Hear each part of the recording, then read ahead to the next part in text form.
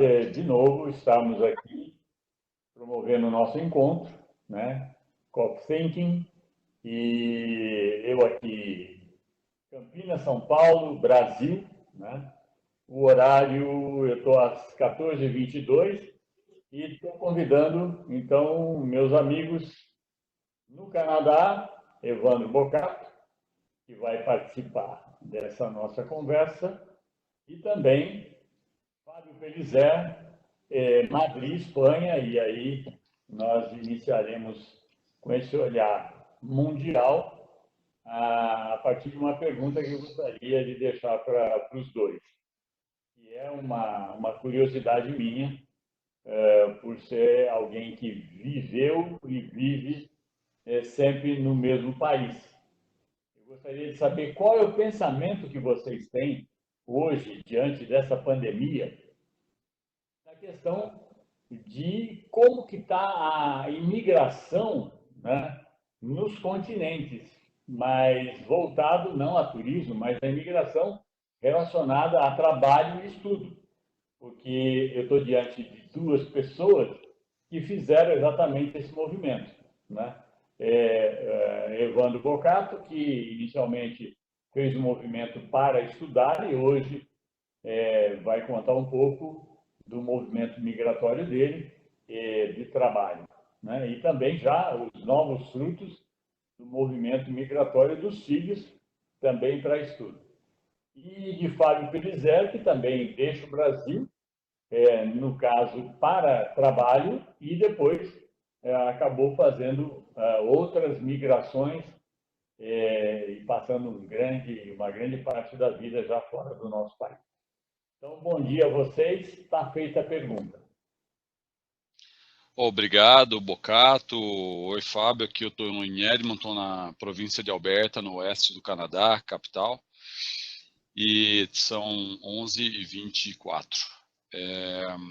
Essa é uma boa pergunta, até no momento de catalisação. Acho que o Covid vem a catalisar uma mudança. Eu acho que a gente começou um processo de globalização, que era uma ideologia, não apenas pela redução do custo de transporte, mas também uma globalização de pessoas, né?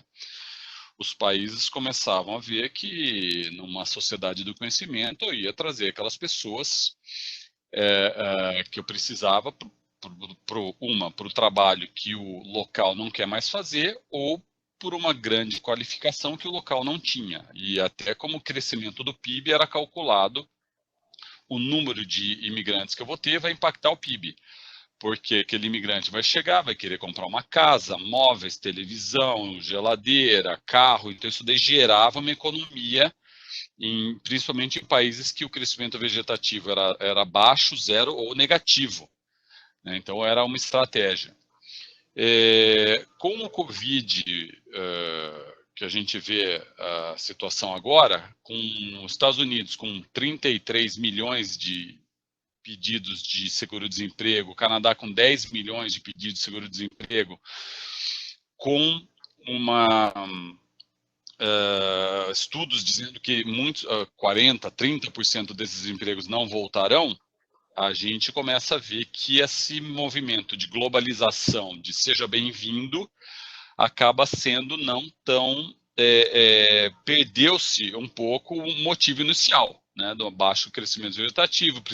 Agora eu preciso de emprego para os que estão aqui, né? Então eu vejo uma dificuldade num nível alto, eu vejo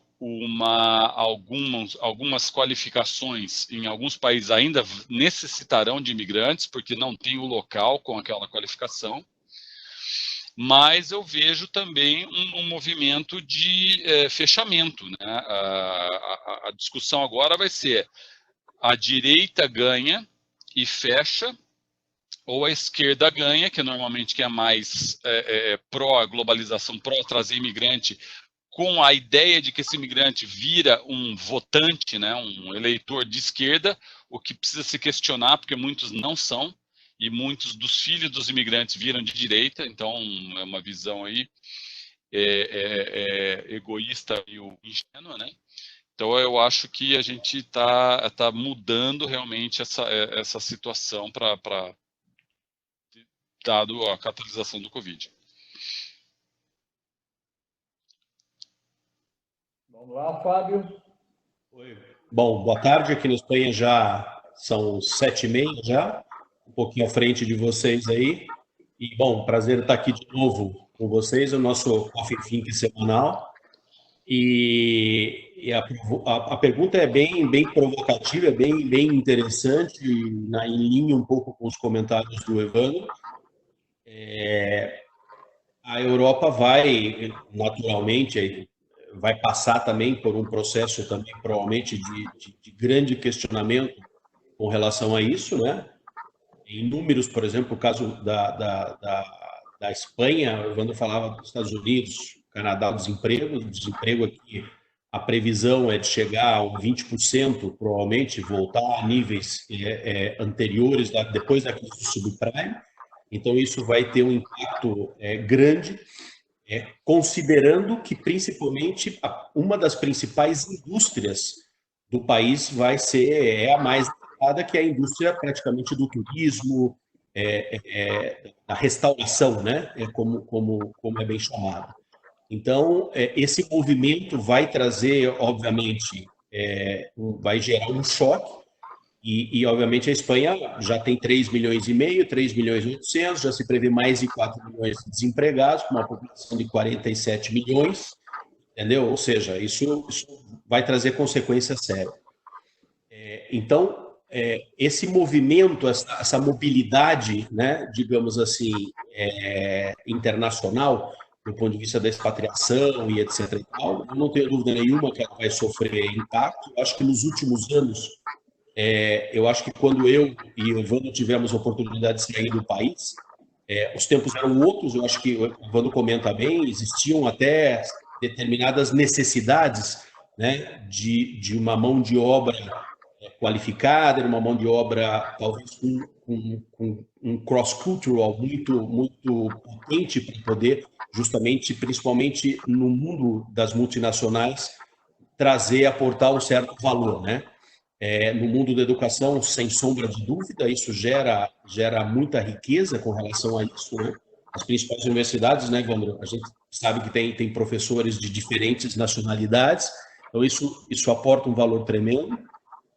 Só que, claramente, nos últimos tempos, principalmente no mundo corporativo, a expatriação começou, a questão do custo começou já a impactar, né?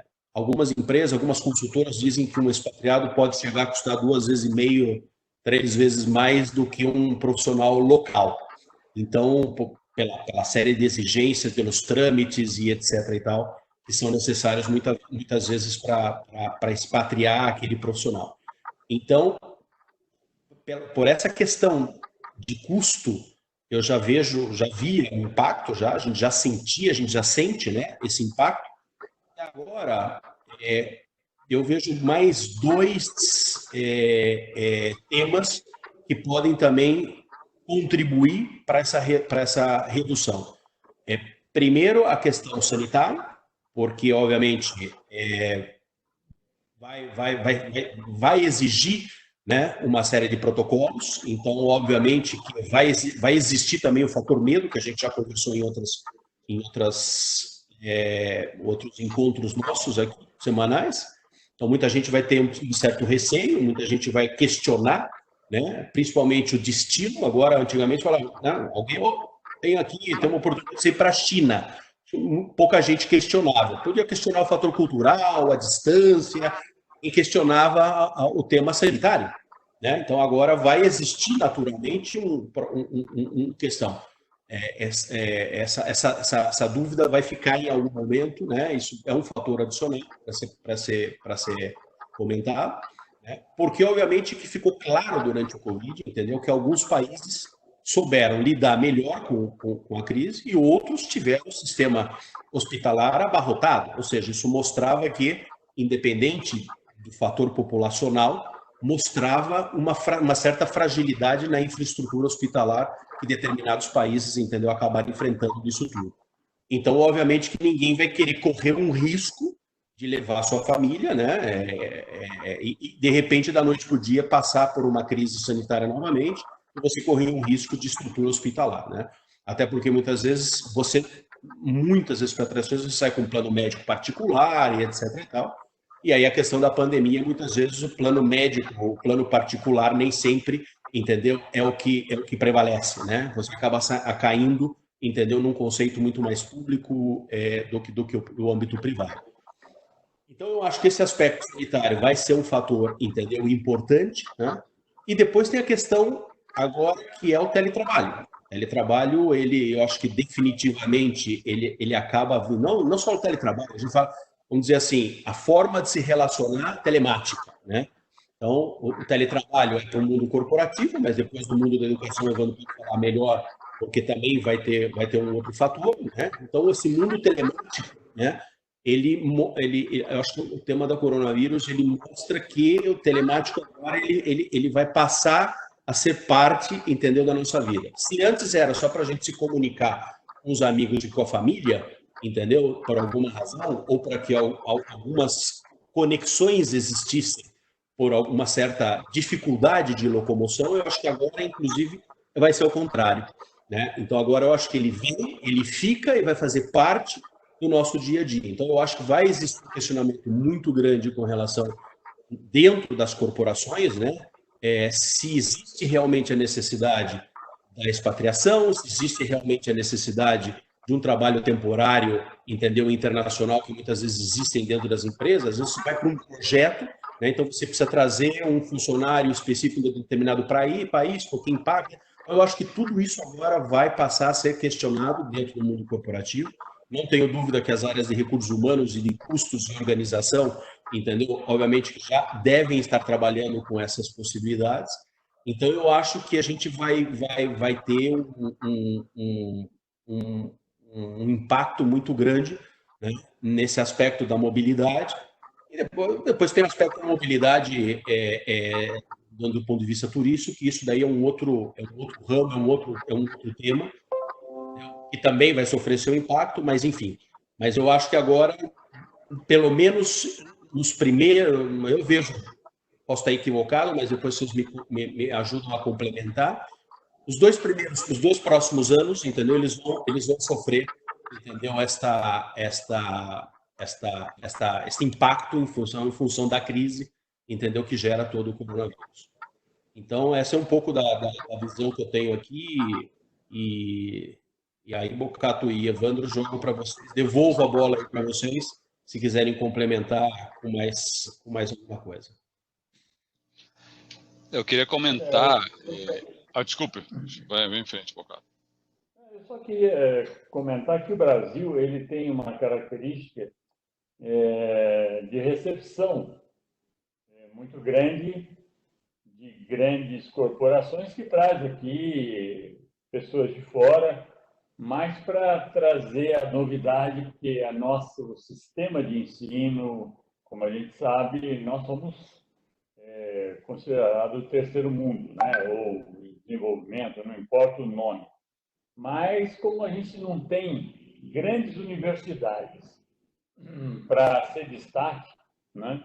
O que eu tenho visto é que a gente recebe o estrangeiro aqui, mas ele chega com aquela coisa do nível superior a nós. Então tem muito no Brasil de bater continência ou de tirar o chapéu para o que está chegando. Que eu acho que é o modelo invertido de vocês aí, né? Nós recebemos como algo que nós não temos, que coisa maravilhosa e etc. Né? Então, eu acredito que hoje, por conta de tudo que vai acontecer, porque no Brasil o Covid-19 ainda a gente não sabe, nós estamos com alguns problemas internos, né, que deve assustar, inclusive, qualquer pessoa que esteja pensando em vir para cá. A gente não tem uma estabilidade sequer de um ministro da saúde. Então, isso pesa na balança. A pessoa vai vir, vamos pensar que tudo isso comece a diminuir e o Brasil entre numa situação mais tranquila. Todos nós já sabemos que, por enquanto, nós vamos ter que conviver com esse vírus e não tem, nesse momento, nada que comprove a cura, né? O que nós temos é assim, talvez tirar um pouco mais, 1 dia ou 2 dias de UTI, mas em termos de cura, não tem no mundo e muito menos no Brasil. Então, para quem vive o tempo todo aqui no Brasil, né, é interessante essa diferença que nós temos do receber o imigrante. Aqui o imigrante já chega com uma bagagem que nós sempre nos colocamos abaixo dele. Né? Porque imigrantes, assim, para mão de obra, realmente a gente recebe, mas assim, até clandestinamente, mas são aqui imigrantes da América do Sul para essa questão de confecção, esse subtrabalho aí, etc. Então é muito interessante esse assunto, porque nós somos ainda subservientes aos imigrantes de comando. Quando ele chega aqui, ele chega com toda uma mobilidade mental que a gente não consegue se sentir igual. A gente sempre se sente um pouco abaixo. Interessante os pontos. Eu gostaria de completar com algumas observações aqui do que vocês falaram. Primeiro ponto, o teletrabalho, o estigma contra o teletrabalho acabou. O que a gente achava que as pessoas não iam trabalhar se estivessem em casa. O Covid forçou as empresas a verem que elas estão apresentando resultados, estudos, decisões, mesmo com as pessoas trabalhando em casa. Então, se tinha algum estigma, isso acabou. Até pelo contrário, é capaz de novos estudos provarem que as pessoas são mais produtivas. Por quê? Eu não tenho que pegar meu carro, eu não tenho que estacionar o carro, eu estou tranquilo. Ou seja, é capaz de você, com bons estudos, mostrar que a empresa está ganhando mais dinheiro com o teletrabalho. Se isso acaba, eu já não tenho mais a necessidade de ter a pessoa no local. Eu posso ter a pessoa em outro país. Isso deve se acirrar porque os bancos canadenses estão com escritórios na Índia. Então, se o Brasil ou a Espanha ele começar a pensar que ele pode ter a gestão de empresas internacionais no seu próprio país e criar escritórios para esse atendimento virtual, é uma oportunidade de negócio incrível, né? Não, eu lembro que o Brasil tinha teleatendimento, né? Em inglês era no Brasil, apesar da pessoa estar ligando lá para os Estados Unidos. Só que a gente precisa também ver que isso eu estou falando de 2002, porque eu saí do Brasil em 2003. Hoje, a automação na gestão também é um processo diferente do passado. Então, esse outsourcing que está acontecendo de trabalho de escritório, trabalho de gestão, muito desse trabalho vai deixar de existir. Então, o pessoal de contabilidade aqui, provavelmente no mundo inteiro, eles já estão falando de softwares, de machine learning, que vai fazer auditoria se faz por amostra, né? Você pega um conjunto de notas e vê se está ali.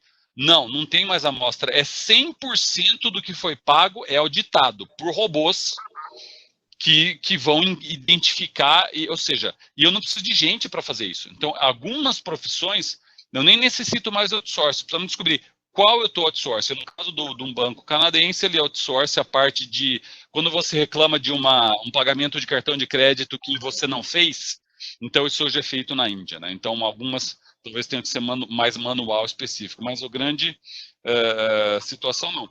Então isso é muito interessante, porque quando a gente falava de globalização e outsourcing na indústria, que era o blue collar, né, que era o colarinho azul, que era o peão de produção, ok, ele vai perder emprego, mas eu não estou nem um pouco preocupado, porque eu sou white collar, eu tenho a minha gestão. O que está acontecendo hoje é que o white collar está perdendo emprego. Né? Então, esse white collar que fala, opa, peraí, o meu trabalho já não está mais no Canadá, o meu trabalho está na Índia. Isso que está, ou pelo caso da automação também, isso de estar revertendo, está mudando completamente a minha profissão. Não, porque se eu estou dando aula hoje por internet, por online, remoto, que a gente chama, por que eu preciso estar aqui? Por que eu preciso contratar um professor daqui? Então, muito mais um lobby sindical para você manter aquele emprego do que o problema tecnológico. O problema tecnológico foi resolvido. Uma coisa que eu queria colocar, que eu acho interessante, até para a gente ir indo para os finalmente, é essa questão que você traz, Evandro. Vamos pensar. Para que tem a necessidade, a não ser lá na infância, da socialização, desse modelo de socialização, né? Isso é uma falácia, porque a socialização ela acontece, sempre aconteceu. Ninguém que está, eu vejo, a gente vai nas empresas como consultor, você vai lá, está todo mundo almoçando, mas ninguém está se socializando. É na hora do almoço que o pessoal está pondo o WhatsApp dele em dia, que ele está olhando as coisas da família e etc. Ele volta para o trabalho, é trabalho. Então, existe toda uma questão que a gente está vendo das pessoas tá dizendo assim, isso pode mudar, e os números aqui no Brasil saíram ontem, eu estava lendo num dos grandes jornais brasileiros, no estado de São Paulo, foi feita uma matéria específica sobre essa questão da pandemia e o resultado da pandemia no trabalho. O número é o seguinte: 54% das pessoas entrevistadas estão achando ótimo, como você disse bem, aqui no Brasil, eles estão achando ótimo trabalhar em casa, né? Eles estão reencontrando em casa o tempo que eles perdiam no trânsito. E isso era frustrante, porque eu lembro, quando a gente tem clientes em São Paulo, o tempo que você leva para chegar em São Paulo, entrar na cidade de São Paulo e chegar ao cliente. Para que isso? Né? Se hoje, eu estou vendo vocês aqui claramente, né? Vocês estão na minha tela, né? A perfeição, a voz. E uma outra coisa também que foi acontecendo, a partir do momento que tudo passou a ter uma finalidade de aprendizado pelo YouTube, as pessoas foram buscando no YouTube toda a temática que tinham dúvida. Então, ninguém mais está lendo sequer as coisas. As pessoas estão assistindo as coisas. E esse modelo que a gente usa aos sábados, ele tem essa grande vantagem, ele está sendo gravado. Porque, na questão, como o Pel fala, da telemática de sei lá, uma década atrás, essa gravação não existia. E se existisse, não era boa. E se fosse boa, tinha que você mandar esse material pelo correio, porque era vídeo, era coisa CD, era coisa física. Não, esse material nosso aqui, ele vai para a nuvem, ele, aliás, já está indo esses minutos, vamos ver quantos minutos nós já temos. Nós já temos 23 minutos na nuvem, e esses 23 minutos, amanhã ele desce da nuvem e ele pode ser disparado e compartilhado com quem quiser. Então, é isso que a gente tem que estar pensando. É um mundo que se descobre, né? Perdendo muito tempo, queimando combustível fóssil desnecessariamente.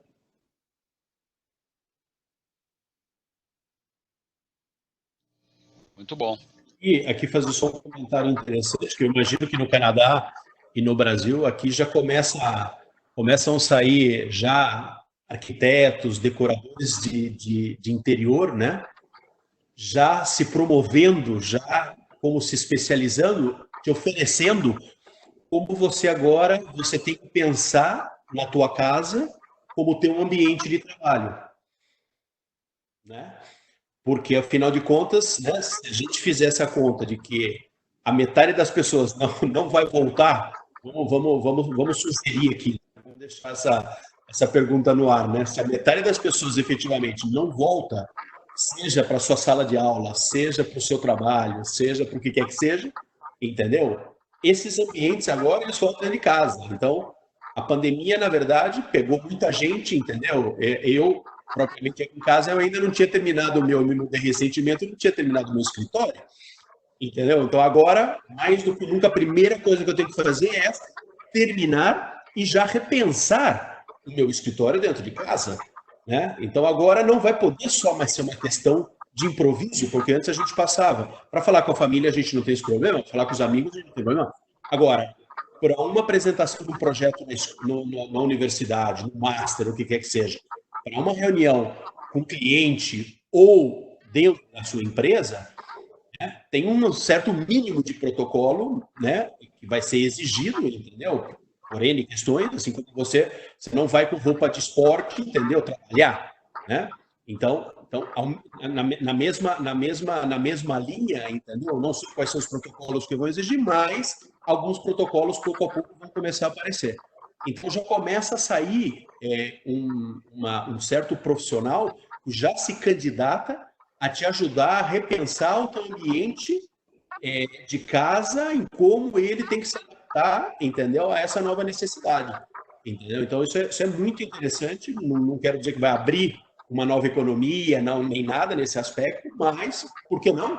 Entendeu? Então a quantidade agora de pessoas que vão procurar essas empresas que vendem materiais de escritórios vai ser gigante. Então agora você tem que se preocupar. Antes você podia conversar com a tua família pelo telefone, pelo iPad, então, ou mesmo pelo computador. Todo mundo cada vez mais queria um computador menor, uma tela menor. Só que agora, entendeu? Às vezes, eu participei de uma reunião essa semana onde nós éramos 40, né? O Bocato tinha comentado que o sistema permite, eu acho que até 100 pessoas, se não me falha a memória. Então, quanto maior a tela, melhor. Então, ou seja, a gente vai voltar agora, talvez, a ter uma tela maior para a gente poder enxergar as 40, 50, 60 pessoas que existam, entendeu? Porque a gente vai querer ver bem, a gente vai querer, entendeu? Escutar melhor. Então, a gente vai acabar se sofisticando, entendeu? Em alguma coisa que antes era muito mais informal, né? Então, esse é um comentário interessante, porque isso vai trazer, de alguma forma, também um impacto, né, na nossa forma de viver, na nossa forma de trabalhar, na nossa forma de se relacionar. E por que não, entendeu? Se a gente pegar um ambiente, o meu não, mas o ambiente do Evandro, né? O Evandro, a esposa e 2 filhos.